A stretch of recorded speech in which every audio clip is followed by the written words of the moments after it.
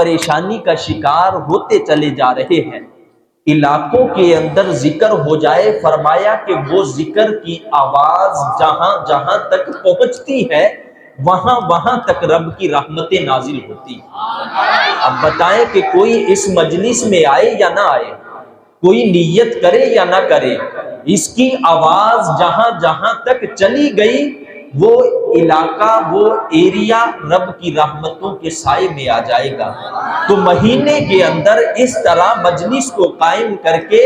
علاقے پر بھی رحم و کرم کا عالم پیش کرنا یہ ہمارا اولین فریضہ ہے، اور اس کے لیے آپ لوگوں کی ہمت و طاقت، تعاون، استطاعت اس محفل کے ساتھ جب شامل ہوگا تو یہ محفل ایک روپ کے صورت میں ہمارے سامنے آئے گی، اور یہ قیامت کے منظر میں یہ پیش کی جائے گی۔ آج ہم صبح سے شام اور رات سے صبح تک اپنے تمام معاملات کو حل کرنے کی کوششیں کرتے ہیں،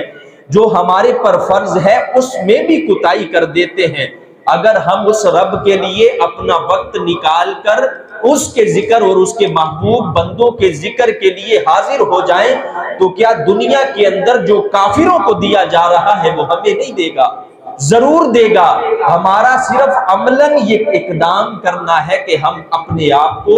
یہاں پر لا کر کھڑا کریں کہ اللہ کا ذکر مہینے میں ہماری ذات میں بس ہو جائے، کہ اس ذکر کی برکت ہماری پوری مہینے ہماری روح میں شامل رہے،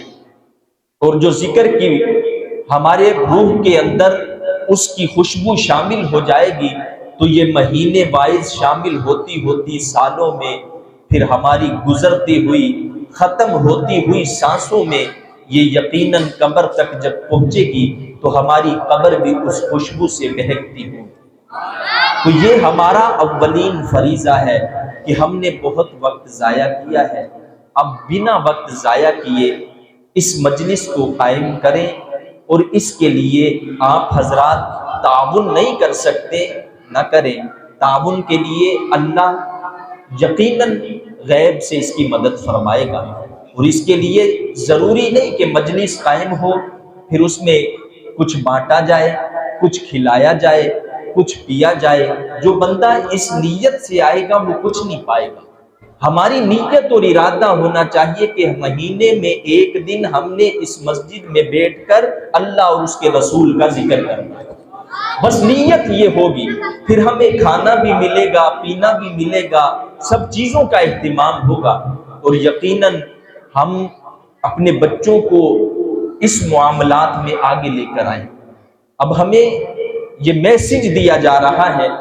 کہ ہر مہینے چاند کی 10 تاریخ کو بعد نماز مغرب 11 لگ جاتی ہے،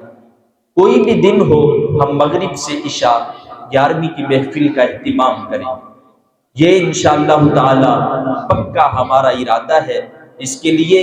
اگر آپ اس معاونین میں شامل ہونا چاہیں تو ہم میرے ساتھ تعاون کریں، یا ہمارے سلیم بھائی ہیں، عاقب بھائی ہیں، ان کے ساتھ شاداب بھائی ہیں، ان سے اپنا کمپرومائز رکھیں کہ ہم انشاءاللہ تعالی اس محفل کا حصہ بنیں گے۔ اپنے دوستوں کو، نوجوانوں کو اس کا شعور دیں کہ مہینے میں ایک دن وقت نکال کر اگر ہم اس مجلس میں اس نیت سے جائیں کہ یا اللہ ہماری تکلیفوں، آزمائشوں، پریشانیوں، قرض داریوں، تنگ دستیوں سے ہمیں نجات عطا فرما۔ میرا یہ عقیدہ ہے، میرا یہ ماننا ہے، اور میرا اس چیز پر یقین ہے کہ ہمیں مہینے زیادہ نہیں گزریں گے، ہم آسانیوں میں آ جائیں گے۔